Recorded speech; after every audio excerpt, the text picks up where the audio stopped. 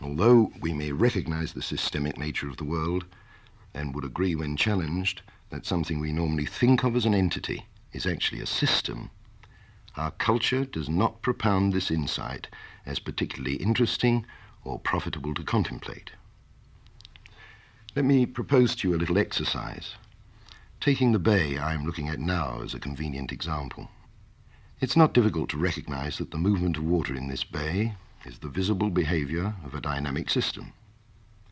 After all, the waves are steadily moving in and dissipating themselves along the shore. But please consider just one wave. We think of that as an entity, a wave, we say. What's it doing out there? Why is it that shape? And what is the reason for its happy white crest?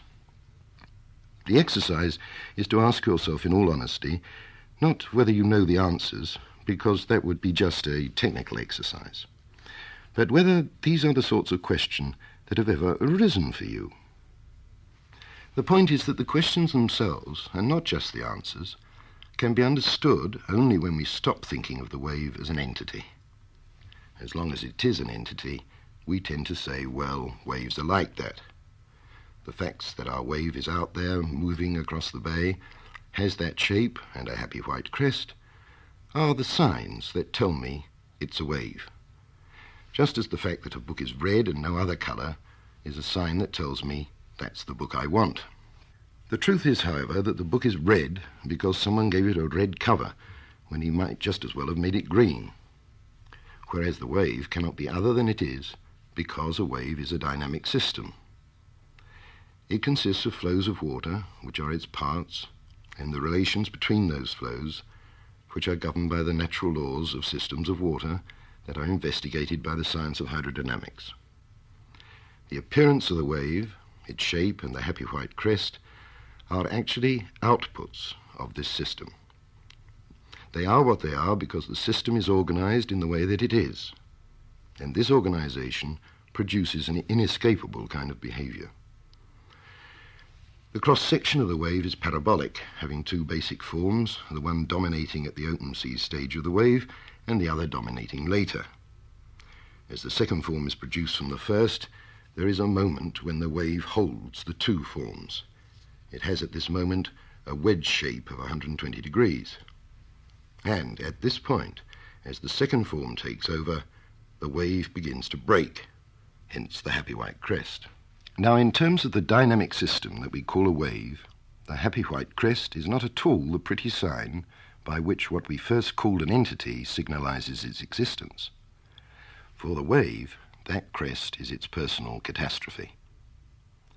What has happened is that the wave has a systemic conflict within it, determined by its form of organization, and that this has produced a phase of instability. The happy white crest is the mark of doom upon the wave, because the instability feeds upon itself, and the catastrophic collapse of the wave is an inevitable output of the system. I'm asking, did you know?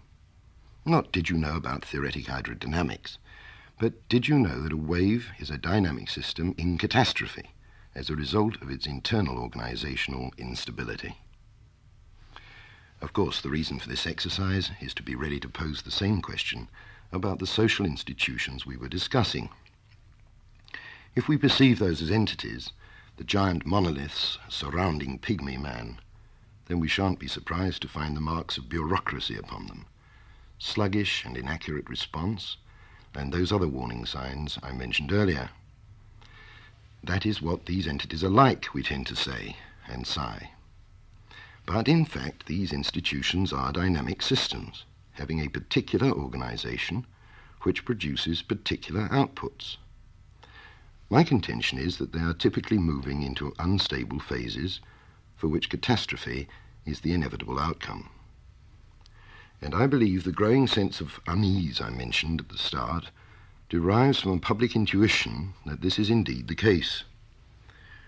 For people to understand this possibility, how it arises, what the dangers are, and above all what can be done about it, it isn't necessary to master socio-political cybernetics. This is the science that stands to institutional behavior as the science of hydrodynamics stands to the behavior of waves. But it is necessary to train ourselves simply to perceive what was there all the time, not a monolithic entity, but a dynamic system, not a happy white crest, but the warning of catastrophic instability. So far we have spoken a little of the nature of dynamic systems, but the other qualification that I used at the start was the word surviving. The wave is not a surviving dynamic system because its destruction is built into its organization. However, we certainly regard our institutions as survival-worthy. After all, they've survived until now because they're capable of a trick we call adaptation, which waves are not. So why should there now be a fuss about instability and impending catastrophe? Our institutions have already proven that they can survive, says the argument, and we can have confidence that they will continue to adapt successfully to change. Indeed, we insist that they must, for our institutions enshrine everything we hold most dear. Beginning with the family unit, based on love and mutual support, extending through the school and perhaps that alma mater, the university, bound together in the cohesion of the neighborhood, the community and the churches, ramifying into business and the growth of prosperity for all, exemplified, protected and projected by the state, this, our society, is an entity that survives, albeit by adaptive change. And if this society, embodied in its institutions, is threatened by too rapid change, then the answer that many serious and concerned people give is to reinforce the rules of the societary game, strengthen the institutions, tighten up the criminal, social and moral laws, and weather the storm. That's the conservative attitude. It is not mine. It's not going to work much longer. Indeed, we ought to face the fact that this theory doesn't work now. People convince themselves that it does because they see society as an entity, and its main characteristic is to be held most dear. Then they grit their teeth and declare that whatever is wrong with it must and can be put right. Broken barriers, swept away by permissive morality, can be repaired.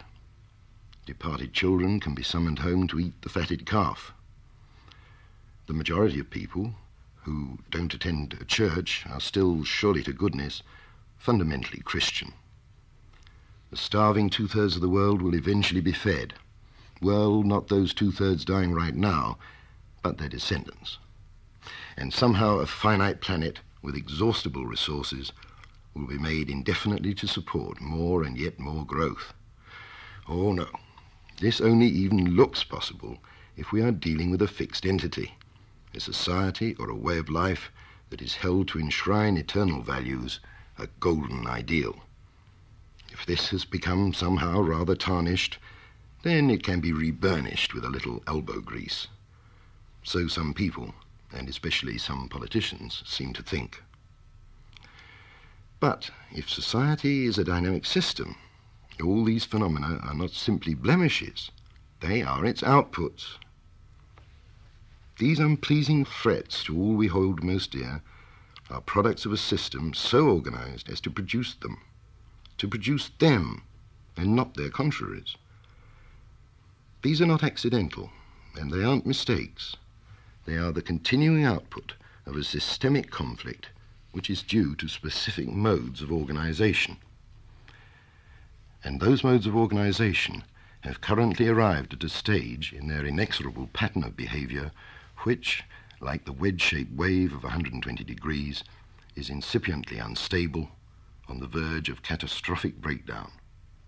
Or so I think. I hope you will accept my invitation to investigate this hypothesis with me. And let me be more cheerful right away. These dire predictions I am making have to come about, which is why I said that they were inexorable, if, but only if, we continue to support modes of organization into which these outcomes are inbuilt. We don't have to do that. We really can change the whole thing. But to succeed, we must first perceive the nature of dynamic surviving systems and the conditions they must meet to remain stable, yet adaptive.